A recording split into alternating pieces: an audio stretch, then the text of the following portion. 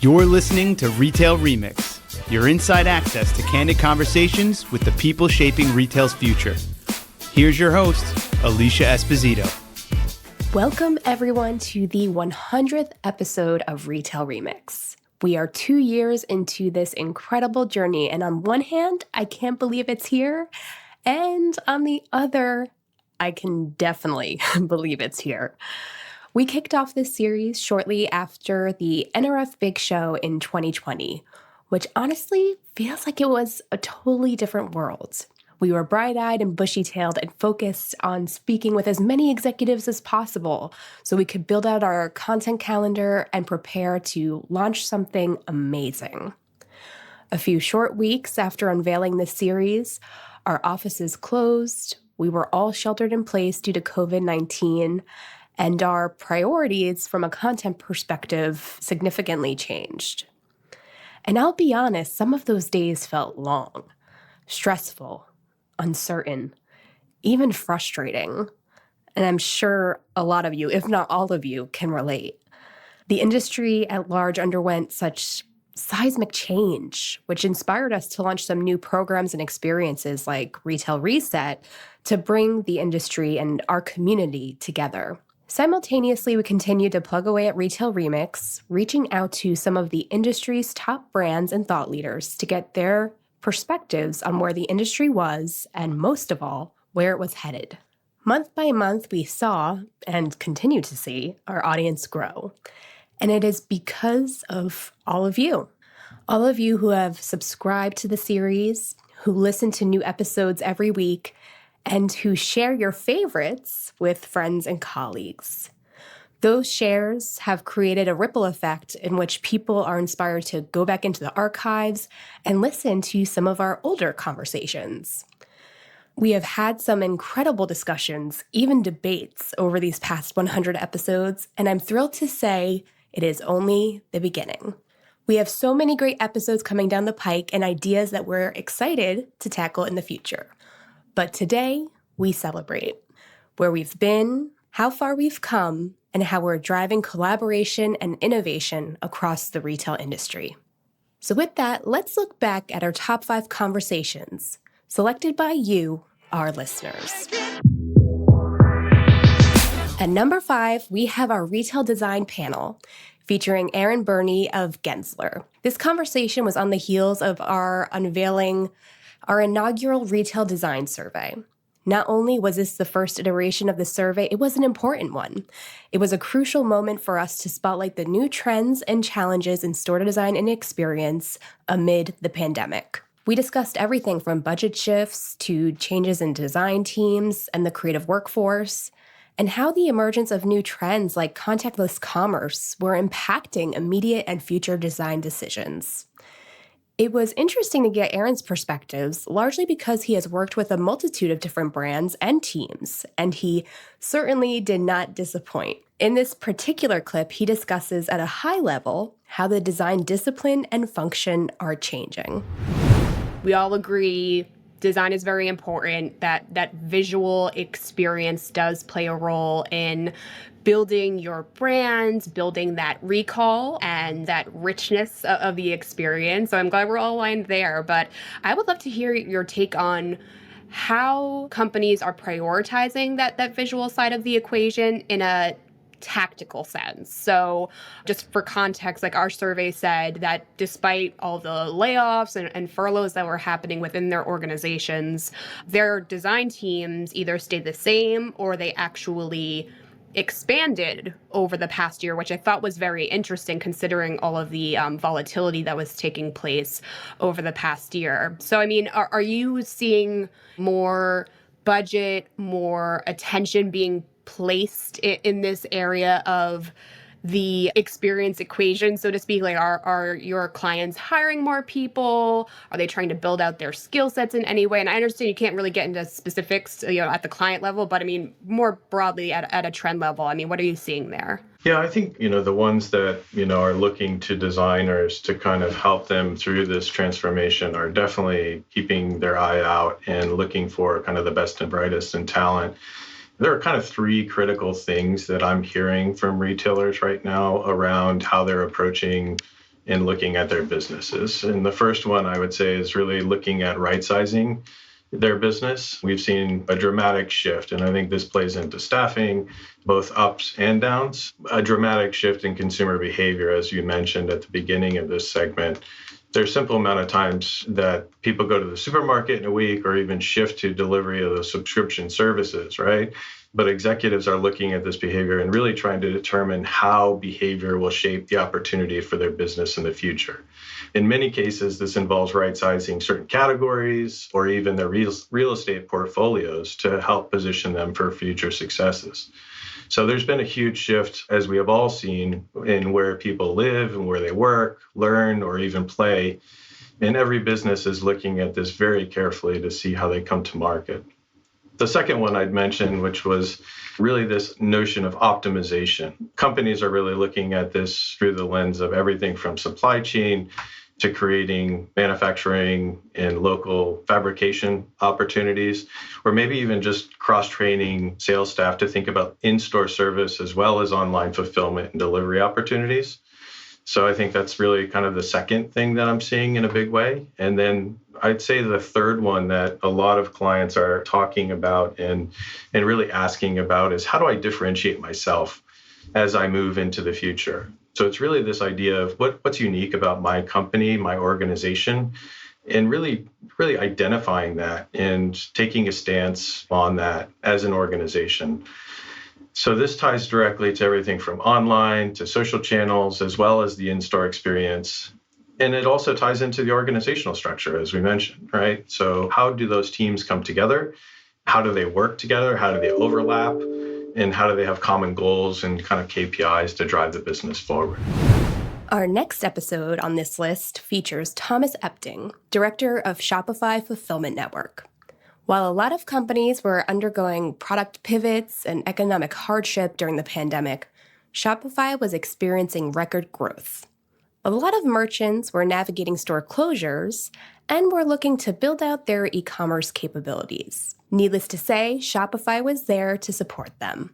In this episode, Thomas shared a lot of great feedback on how and what unique expertise and technical capabilities Shopify Fulfillment Network specifically brought to the table during this make or break time for brands.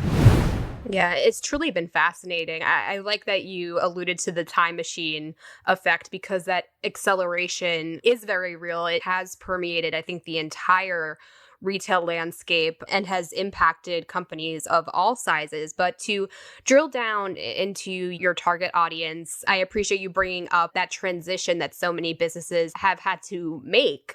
If they didn't have an e-commerce presence, they had to stand one up, right? And if they had a digital presence, but it wasn't their top priority, maybe it was like a supplement to like a very hyper local engaged store experience, they had to double down on, spreading across different digital channels to drive that awareness and that engagement. So shift to digital, very real, a very big and frequently visited topic on retail touchpoints in particular. But I feel like it really reaffirms this new role of the direct to consumer experience and how digital and e-commerce is supporting those quote unquote DTC brands. So I'd love your personal perspective on how you see this space kind of evolving, expanding. I mean, with that shift to digital in mind, is it going to be even more competitive than it already is? Yeah, let me give you a really specific example. A merchant who's using Shopify Fulfillment Network today, this is prototypical Shopify merchant. They're called Frostbeard Studios. Roxy and Tom Luvanovic, they're out of Minnesota, and they're founders. So Roxy had this love of books. She and her husband, Tom, made this business that started to create candles that capture the smell of old books, of coffee, antique wooden bookshelves. And they had a brick and mortar store where they were selling these. The pandemic closed that down, obviously. And so they came straight to SFN, where we helped them pick, custom pack, and ship their orders to customers. So this allowed them to focus on growing their business, even to the point that it allowed them to ship their 10,000th order with us. So they've been able to focus on what they're great at doing and what Shopify merchants are great at doing typically, which is creating new brands, creating new products, and in some cases, even creating new product categories. The Shopify merchants are the most innovative of the future of retail. And so what we want to do with the Shopify Fulfillment Network is simplify all of that, the business of logistics and of shipping and fulfillment for them. So we want to provide them a really integrated platform so they know that they can trust Shopify is their back office, is where they manage all of their business, where they manage their different marketing channels. And now they're also able to integrate their fulfillment business there as well. They also know that they spend all of this time and effort building up their brand, and Shopify Fulfillment Network wants to keep that brand front and center. We don't want to be the marketplace or that puts their brand over the top of the merchant's brand. We want to allow them to control that branding experience. And so Frostbeard is one of those who does that with this. And then one of the real superpowers of Shopify and SFN together is that it allows you to have that buyer relationship and preserve your customer data. You're not relinquishing your data and your control of that experience to some aggregated marketplace. You're really controlling that one-on-one.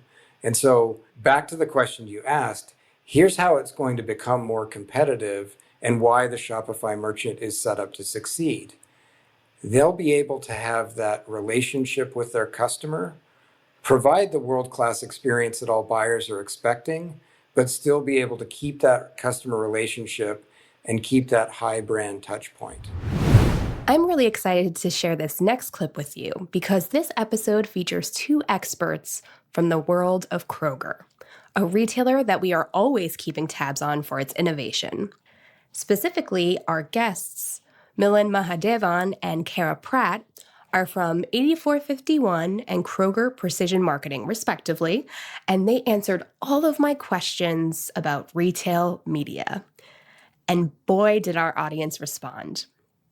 Despite the episode only being live since the middle of December 2021, it is in our top 3 most downloaded episodes for the series, which personally I feel is not only testament to Kroger and 8451's incredible stature in the industry, it also spoke to how top of mind and how critical retail media networks have become for brands and retailers alike.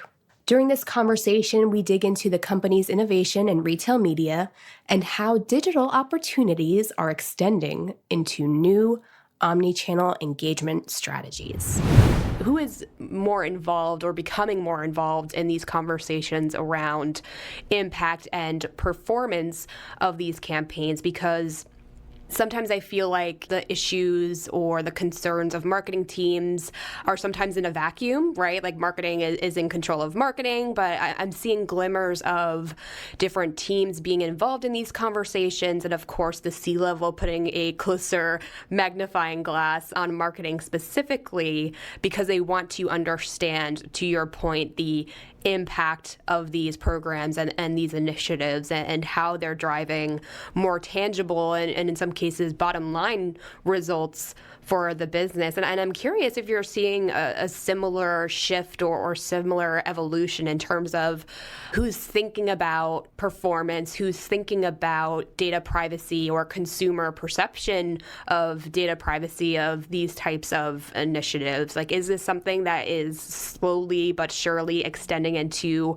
other functions and other areas of the business? Yeah, I think it's very clear that this is not a marketer's problem to solve, if you will. And to your point, it extends whether the influence and level of involvement of chief data officers, chief investment officers at digital agencies, chief customer officers, chief financial officers.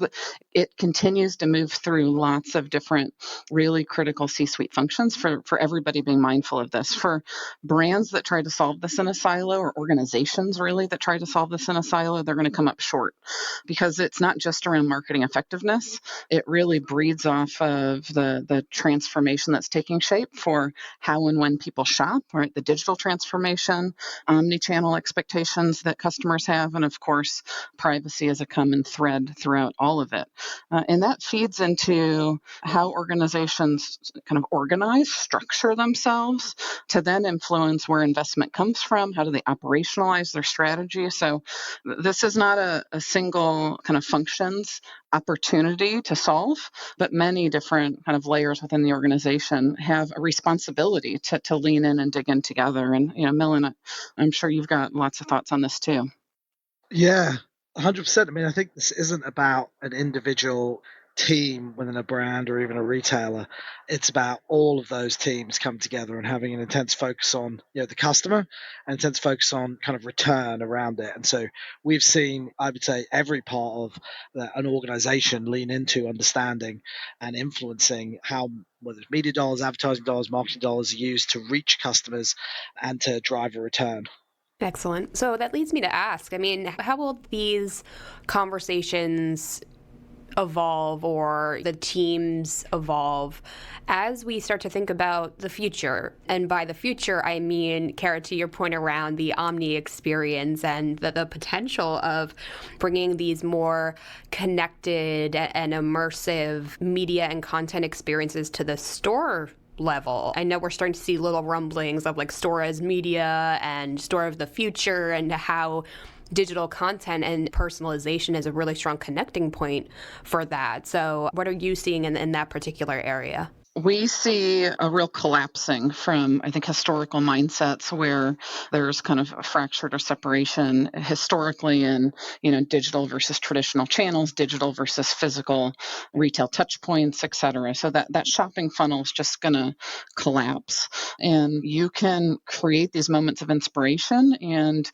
you can move from kind of awareness to conversion and buy in lots of different means across lots of different properties, frankly, in a click of a button.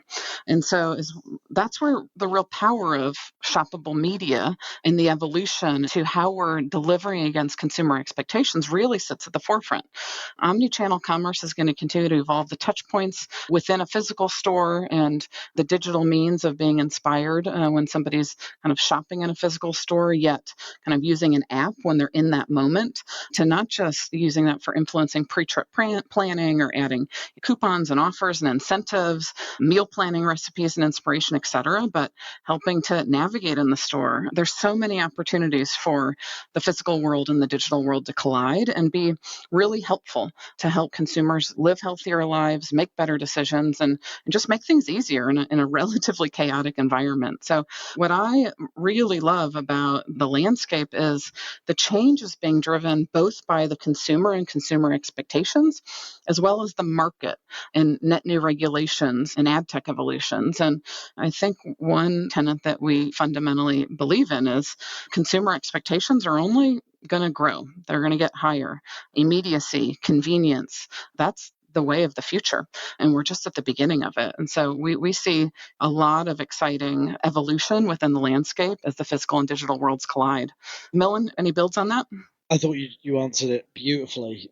That collapsing component and that path to purchase and the role the store plays, the role digital play, it all will blur because it's all about the customer and where are they in their experience, in their journey. As a retailer, Kroger's going to continue to really focus on personalization. Offline, online, it's one seamless experience for the consumer. And Kara talked to the blurring of pre-shop, during shop, so many capabilities that are started in a pure play digital space are being taken at pace to the physical environment. If you go and you engage with Kroger in a digital environment, you kind of get to this place of, have you forgotten? And that type of capability can be available as you walk through the store. And it's about being not just relevant, but useful to the consumer. Because one of the worst things you can have as a consumer is to leave the store, get home, unpack, and realize you forgot something. And so many of these experiences, whether they're inspiration, whether they're convenience, whether they're just useful, their value plays, can be placed across the spectrum of the assets of the business to really help all customers wherever they are in their journey. And I actually think it's going to be super exciting to see that evolution continue, to get more and more of those touch points that have traditionally been in more of a digital environment exposed in that more physical environment. It's only just a matter of time as they really take over. For a consumer, it'll be a case of going from a mobile app to my digital car and helping me navigate the store in one really seamless manner, and alerting me to things that I might have forgotten on my trip, so that I don't get home and feel disappointed in that experience. Anyone who knows me knows I love a good growth story. I love to learn about up-and-coming brands, the channels they're using, and the innovative approaches they're taking to customer acquisition and retention. And I know during the pandemic especially, people were hungry for positive success stories. So I wasn't completely surprised when I saw this next episode in our top 5 list. It's my conversation with Catherine Pike, Senior Director of Retail for Vuori. The D2C athleisure brand tripled in value during the pandemic. And I wanted to find out why. Well, not just why, but how. Vuori, without a doubt, capitalized on the work-from-home life shift of many consumers, but that couldn't just be it, right? I asked Catherine a lot of questions about how the team navigated the volatility of the pandemic, the shifts that took place, the strategies that were accelerated, and the experiences that helped the company thrive at a time when some brands were struggling to survive. The episode has a lot of interesting insights on the role of digital communities and content, but what struck me the most was how Vuori invested in its people, cross-training them and creating new opportunities for development to support the business and its customers amid store closures. It's really fascinating to see all of the possible adjacencies, right? Or the connecting points that a brand can have to so many different facets of the consumer's life or even their employees' lives, right? Like that's how you kind of build a culture that captivates people and makes them want to be engaged in that whole universe that you're creating. But before we kind of dig a little bit deeper into some of those great initiatives and the great content that you've been creating throughout the brand's history, I do want to talk about, of course, the categories specific nuances and some of the trends that you alluded to, especially over the past 18 months or so now. Obviously, in our world, we've been talking a lot about the different category level shifts, what consumers are buying and why. Obviously, fashion took a very hard hit during the heart of the pandemic for obvious reasons. People largely working, learning, and hunkering down at home. Whereas the fitness category and athleisure definitely thrived, right?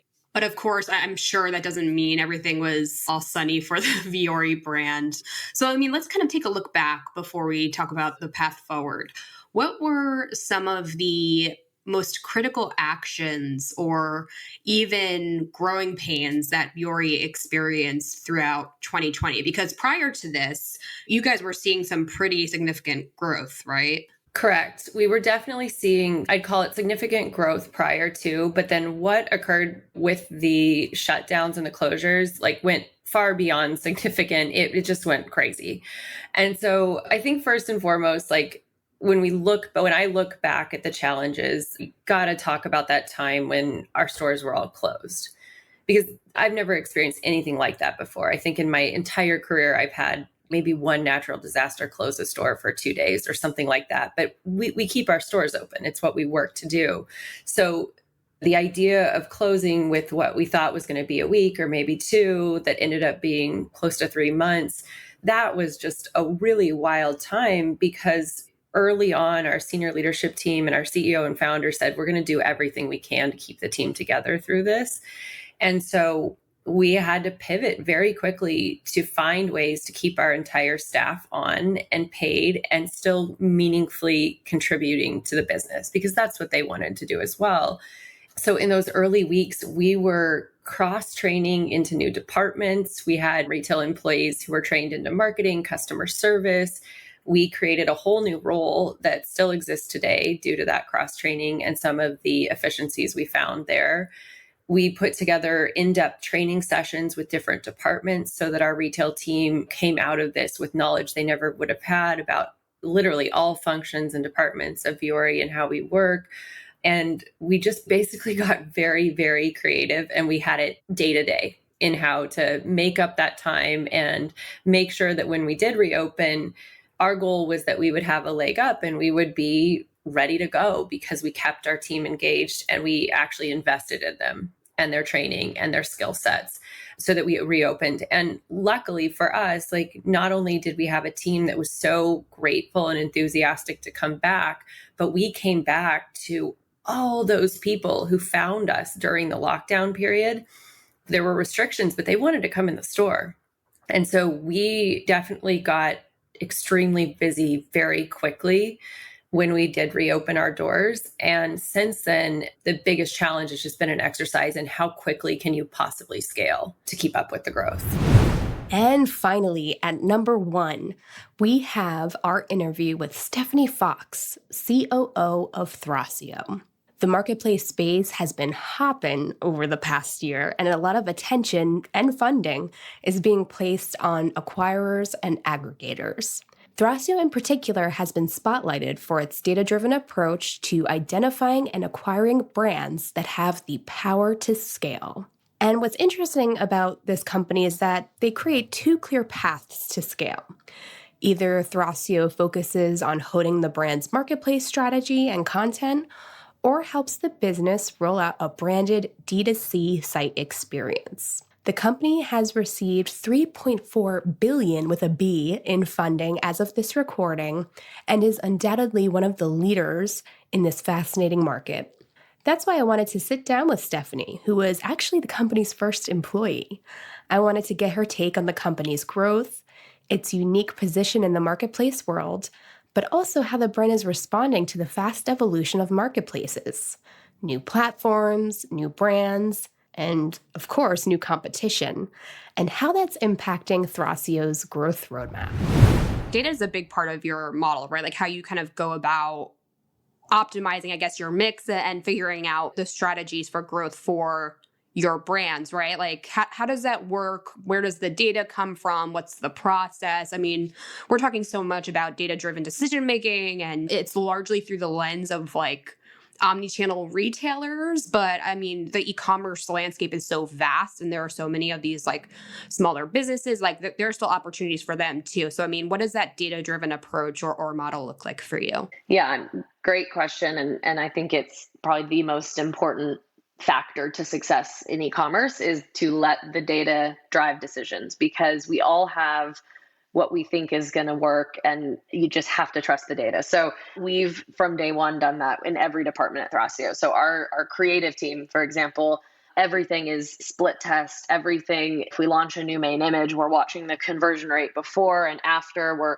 making sure that any incremental changes we make to these listings, whether it be images or title or bullets or enhanced brand content or whatever it is, we're testing as much as we can ahead of time. And then after it goes live, we're watching very closely. So, because sometimes you'll come out with beautiful creative that everyone that looks at it says, yeah, this looks good. This looks better than the old creative.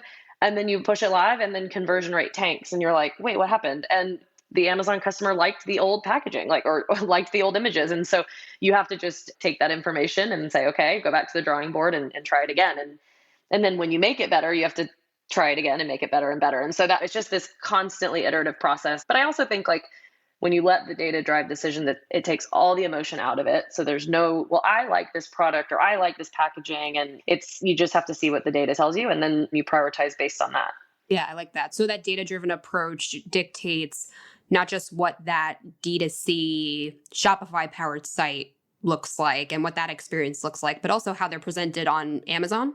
Oh, yeah. Yep. When I was talking about images, I meant just Amazon, like main images and secondary images. We're split testing all of that. Okay, got it. But D2C is a great example too, because I think for us, we're looking at our products, and we are more and more, we started very Amazon heavy and Amazon focused, and we still are, but we are more of an omni-channel company. But it's important that not every product works in every channel. So omni-channel does not mean, okay, every single product we buy is going to get a Shopify site and it's going to be launched in Walmart.com and it's going to be launched internationally, right? It's every product. You have to really look at every channel and say, what's the opportunity? So, okay, I have this spatula. Do I think I could launch a Shopify site or a Shopify landing page and profitably drive Facebook ad traffic to that landing page for this $5 spatula? Like, probably not, right? Like, it's just not going to be there. But you can get creative. Could I create a bundle of spatulas and could I sell a 10-pack of spatulas? And then all of a sudden the AOV is there. Maybe, right? Probably not still for a D2C funnel, but maybe it's a great play for international. And so that's really where the data drives those decisions, is doing the research up front, estimating the revenue potential of each individual channel, prioritizing that across the whole portfolio, and then moving on each one kind of top to bottom where the biggest opportunities are.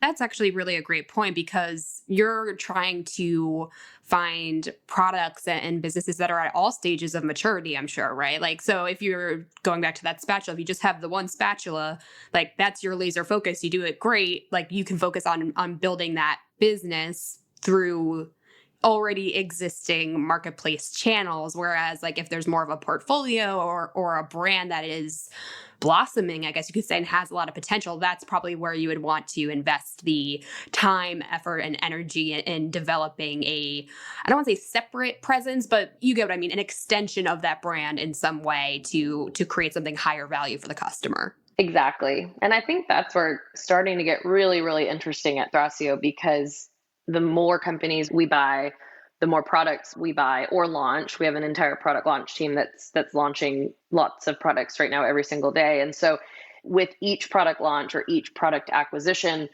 we're getting so much data and we're seeing what works, and we're seeing it across a really broad portfolio. And then we can take those learnings and systematically apply them across the rest of the portfolio. So we're quickly seeing what's working on D2C. Okay, let's rinse and repeat quickly with other products, right? Or like what's working on Amazon, or what's working on Amazon Germany, or what's working on this marketplace or that marketplace. And it's all about how do you get that data and those learnings across a broad portfolio rolled up quickly and then push back down across the whole portfolio quickly. And that's where I think data science, all of those departments are really helping us.